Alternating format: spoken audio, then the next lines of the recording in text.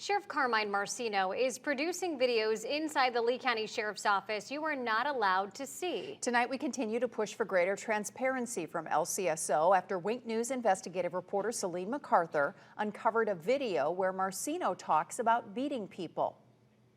Jumpsuits are red, justice is sweet. Commit a crime in Lee County and your ass will get beat. Céline received the video from a source concerned about your safety and safeguarding your rights. She continues our exclusive investigation and shows you why the sheriff could face a legal battle. A message from Lee County's top cop to whom? Jumpsuits are red, justice is sweet. Commit a crime in Lee County and your ass will get beat.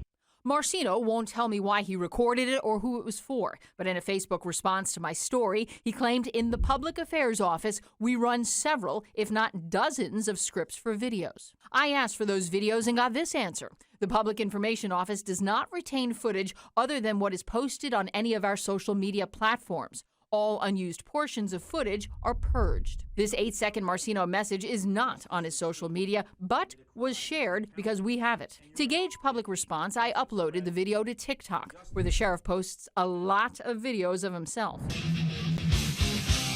TikTok immediately took it down for violating its community guidelines, but didn't offer a specific explanation. That tells you that the behavior or the words are unaccepting.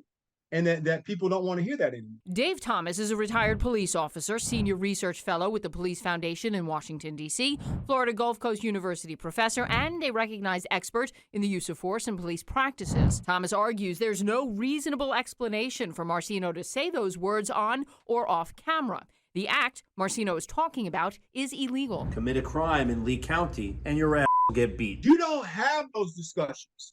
You don't even open your mouth.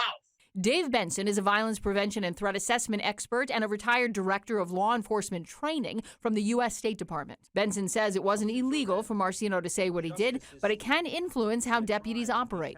And when you have a head of an agency that basically implies it's okay to behave this way, that has a trickle-down effect, I promise you. You run the risk of creating a climate that encourages violence. Aubrey Jewett is an associate professor and assistant school director for the University of Central Florida's School of Politics, Security, and International Affairs. He feels Marceno's message could create legal challenges for LCSO. A lawyer sues and says, my client, was beaten up for no reason when he was being arrested. Well, then you see something like this, it makes you more vulnerable in court because then it's potentially evidence that from the top has come down this climate of getting tough on crime and not following the rules. That's when he potentially is on the hook, the county's on the hook, and the county taxpayers are on the hook. Retired FBI supervisory agent Jim Durain says it could also be used by deputies disciplined for use of force to fight back. I'd play that sheriff's video and say,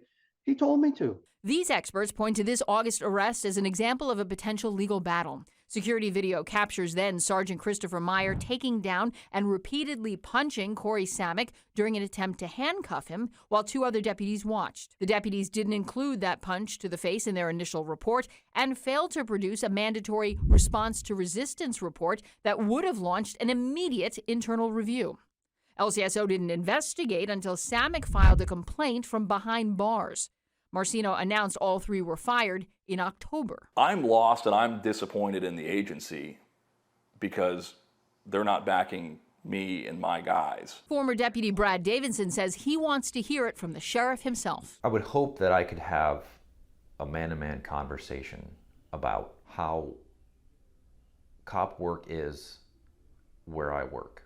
This all challenges and destroys credibility of our officials and, frankly, of our law enforcement folks. I reached out to all 5 Lee County commissioners to discuss Marceno's video. 3 didn't respond. 2 others wouldn't weigh in. No response from the Florida Department of Law Enforcement and no response from Governor DeSantis.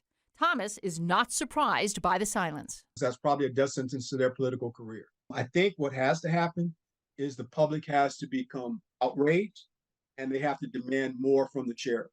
And your story is the beginning of this, but I think there needs to be more.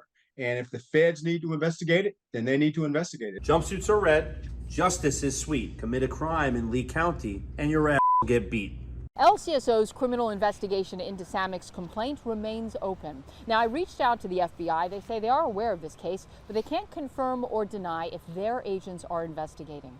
In the meantime, Marceno still won't respond to my requests for an interview to talk about what's going on.